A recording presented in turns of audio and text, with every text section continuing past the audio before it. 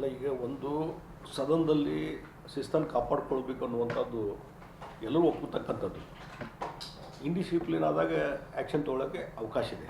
ಆದರೆ ಈ ಪ್ರತಿಭಟನೆ ಅನ್ನುವಂಥದ್ದು ಆ ಹಿನ್ನೆಲೆಯಲ್ಲಿ ಇವತ್ತು ಸ್ಪೀಕರ್ ಅವರು ಈ ರೀತಿಯಾದ ಅಮಾನತುಗೊಳಿಸುವಂಥ ಕೆಲಸ, ಒಂದು ಶಾಂತ ರೀತಿಯಿಂದ ಪ್ರತಿಭಟನೆ ಹಿಂದೆಲ್ಲ ಸಾಕಷ್ಟು ನಾನು ಸ್ಪೀಕರಾಗಿ ಕೆಲಸ ಮಾಡಿದ್ದೇನೆ ಮತ್ತು ಅಪೋಸಿಷನ್ ಲೀಡರಾಗಿ ಕೆಲಸ ಮಾಡಿದ್ದೇನೆ. ಸಾಕಷ್ಟು ನಾವು ಪ್ರತಿಭಟನೆಗಳನ್ನು ಮಾಡಿದ್ದೇವೆ, ಪ್ರೊಟೆಸ್ಟು ಮಾಡಿದ್ದೇವೆ.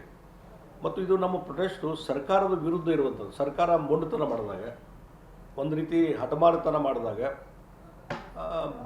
ಬಂಡುತನ ತೋರಿಸಿದಾಗ ಈ ರೀತಿಯಾದಂಥ ಪ್ರೊಟೆಸ್ಟು ಅನಿವಾರ್ಯ. ಹೀಗಾಗಿ ನಮ್ಮ ಭಾರತೀಯ ಜನತಾ ಪಾರ್ಟಿ ಶಾಸಕರು ಮಾಡಿದ್ದಾರೆ.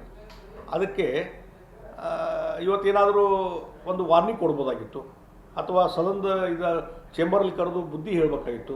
ಅದು ಮಾಡಲಾರ್ದೇ ಇವತ್ತು ಅವ್ರನ್ನ 6 ತಿಂಗಳ ಕಾಲ ಸಸ್ಪೆಂಡ್ ಮಾಡಿದ್ದು ಬಹುಶಃ ಇದು ಅತ್ಯಂತ ಖಂಡನೀಯ ಅಂತ ಹೇಳ್ತೀನಿ.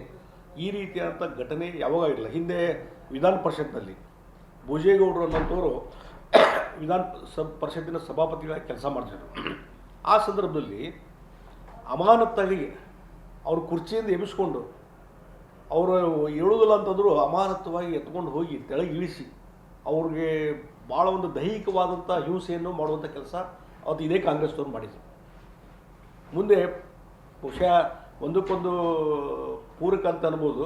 ಮುಂದೆ ಕೆಲವೇ ದಿವಸಗಳಲ್ಲಿ ಅವತ್ತು ಹಾರ್ಟ್ ಅಟ್ಯಾಕ್ ಆಗಿ ತೀರ್ಕೊಂಡು ಹೋದರು ಭೋಜೇಗೌಡರು. ಅಂದರೆ ಈ ರೀತಿಯ ಅಪಮಾನ ಮಾಡುವಂಥ ಕೆಲಸ ಕಾಂಗ್ರೆಸ್ ಪಾರ್ಟಿ. ಹಿಂದೆ ಸಿದ್ದರಾಮಯ್ಯನವರು ಈಗ ವಿಧಾನಮಂಡಲ ಎಂಟ್ರಿ ಆಗುವಂಥದ್ದೇನು ಬಾಗಿಲಿರ್ತವೆ, ಅದಕ್ಕೆ ಒದ್ದು ಕಲ ತೆಗಿತೀವಿಲ್ಲ ಅಂತ ಹೇಳಿ ಒಂದು ದೊಡ್ಡ ರೀತಿಯಿಂದ ಗುಂಡಾಗಿರಿ ಮಾಡುವಂಥ ಕೆಲಸ ಮಾಡಿದರು. ಅವಾಗೇನಾದರೂ ಅವನು ಸಸ್ಪೆಂಡ್ ಮಾಡಿದರು. ಆದರೆ ಈಗ ಒಂದು ಮೆದುವಾಗಿ ಒಂದಿಷ್ಟು ಪ್ರತಿಭಟನೆ ಮಾಡಿದಾಗ, ಮತ್ತು ಈಗ ಕಾಗದ ಪತ್ರಗಳ ಹರಿದು ಹಾಕುವಂಥದ್ದು ಮತ್ತೊಂದು ಇದೊಂದು ಪ್ರೊಟೆಸ್ಟ್ ಒಂದು ಇದಾಗಿಬಿಟ್ಟಿದೆ, ಒಂದು ಹಂಗಾಗಿಬಿಟ್ಟಿದೆ.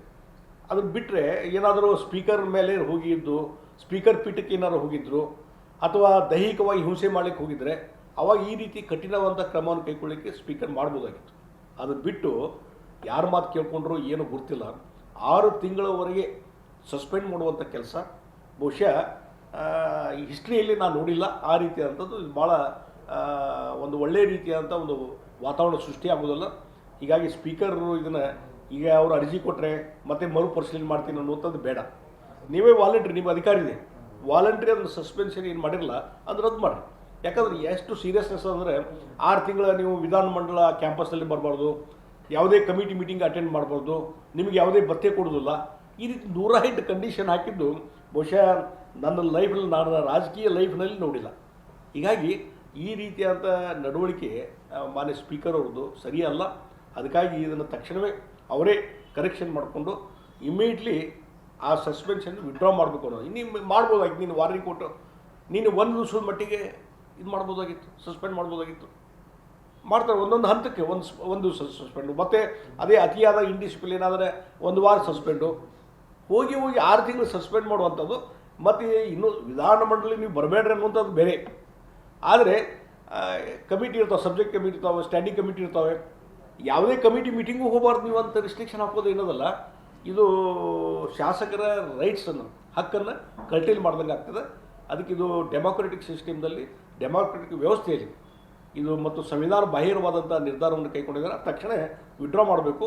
ಮತ್ತು ಮುಖ್ಯಮಂತ್ರಿನೇ ಇದಕ್ಕೆ ಇನಿಷಿಯೇಷನ್ ತಗೋ, ಅವರ ಪ್ರಚೋದನೆ ಇಲ್ಲದೇ ಇವೆಲ್ಲ ಆಗಲಿಕ್ಕೆ ಸಾಧ್ಯನೇ ಇಲ್ಲ. ಈಗ ಆಡಳಿತ ಪಕ್ಷ ಇವತ್ತು ಪ್ರತಿಪಕ್ಷವನ್ನು ಗೌರವದಿಂದ ನೋಡೋದಾದರೆ ಸಿದ್ದರಾಮಯ್ಯ ಮುಂದೆ ನಿಂತು ಇದನ್ನು ವಿಡ್ರಾ ಮಾಡಲಿಕ್ಕೆ ಹೇಳುವಂಥದ್ದು ಆಗಬೇಕು. ಅಂದಾಗ ಮಾತ್ರ ಒಂದು ಡೆಮಾಕ್ರೆಟಿಕ್ ಸಿಸ್ಟಮ್ಗೆ ಒಂದು ಗೌರವ ಬರಲಿಕ್ಕೆ ಸಾಧ್ಯ. ಇದು ಪ್ರೀ ಪ್ಲಾನ್ ಅನಿಸಲ್ಲ ಅಂತ ನೋಡಿರಿ, ನಾ ಹೇಳ್ದಲ್ಲ, ಇದು ಪ್ರೀ ಪ್ಲ್ಯಾನ್ಡು ಮತ್ತೊಂದು. ಆದರೆ ಸ್ಪೀಕರು ತಮ್ಮ ಸ್ವಯಂ ಆಗಿ ಆತ್ಮಕ್ಕೆ ಕೇಳ್ಕೊಂಡ್ಬಿಡ್ಲಿ, ಇದನ್ನು ಅವರಾಗೆ ಸ್ವಯಂ ನಿರ್ಧಾರ ಮಾಡಿದಂತೂ ನಾ ಅನ್ನೋದಿಲ್ಲ.